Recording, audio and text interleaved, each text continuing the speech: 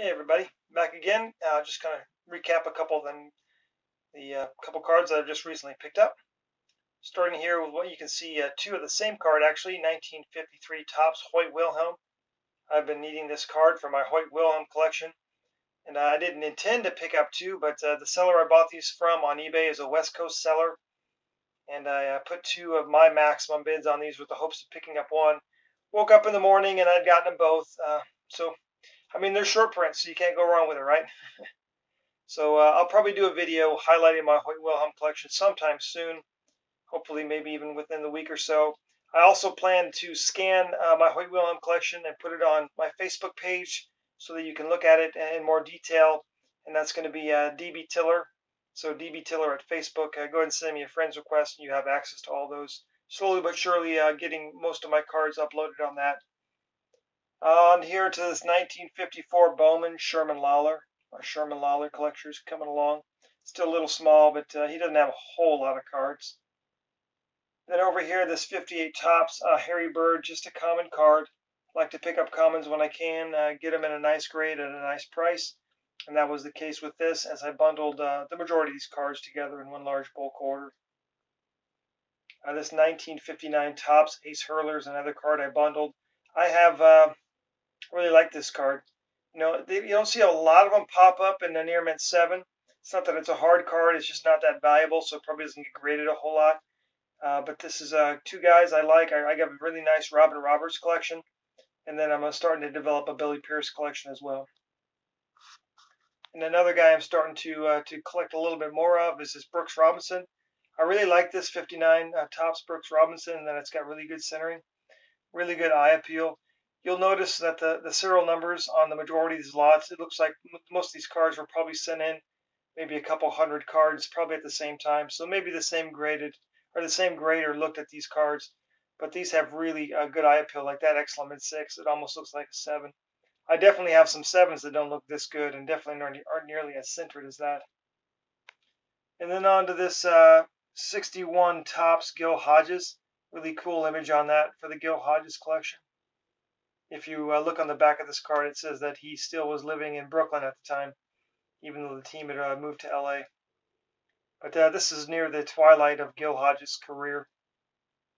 That's his last card in a Dodgers uniform, and you can see why here. This 62 Harmon Killebrew for the Killebrew collection, that continues to grow. That's tough edges and corners with that 62 Topps. If I can focus this, yeah, you can see the bottom corner is a little bit of white showing, as well as the right edge up there. Just really tough with the wood grain, but still a really nice card, Excellent mint 6. And then also the you can see Gil Hodges now with the New York Mets. Not a very imaginative photo, just a headshot, probably trying to eliminate the Dodger logo or whatever logo was on his uniform at the time if he was traded. I don't know. But tough card, got that for the collection. And then on for my Drysdale collection, Strikeout Leaders, 64 Topps. It's got Koufax on it as well. Once again, like this one right here, it looks like a 7 to me. I mean, the centering is not perfect, but really good sharp corners and edges on that, and not a lot going wrong with this card for an Excellent mint 6. Likewise with this 64 Killebrew, this definitely looks has a better eye appeal than the grade Excellent mint 6. And then a couple different cards that I got from a different seller. This 78 Raleigh Fingers. And then a 1981 Don Ross Tom Seaver, actually in a mint. It's a good action shot. The inaugural year for Don Ross. And lastly, I want to wrap it up with a couple football cards. One that I ordered and one that I did not. These both came from the same seller and were bundled up with a larger group. The seller mistakenly swapped another card I'd purchased with this 70 Kellogg's Johnny Unitas. I already have this in an 8. This one's an Excellent mint 6. It looks really good for a 6. I have to admit, it looks sharp. And I've always loved that 70 Kellogg's design. The seller ultimately said, hey, just go ahead and keep it, because I offered to send it back, as I always do if somebody sends something to me that I didn't purchase. And eventually he's going to hopefully send me the card I actually did purchase, because it's a lot more valuable than this one. But also got the 74 Topps Johnny Unitas.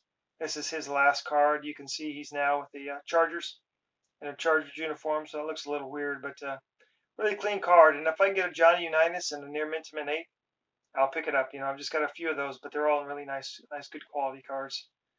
And once again, Johnny Unitas kind of, talking with my dad, he was kind of like considered the Mickey Mantle of his day, when it came to football. But once again, everybody, that is all I've got for you. I appreciate your posts and comments, and I'll talk to you again soon.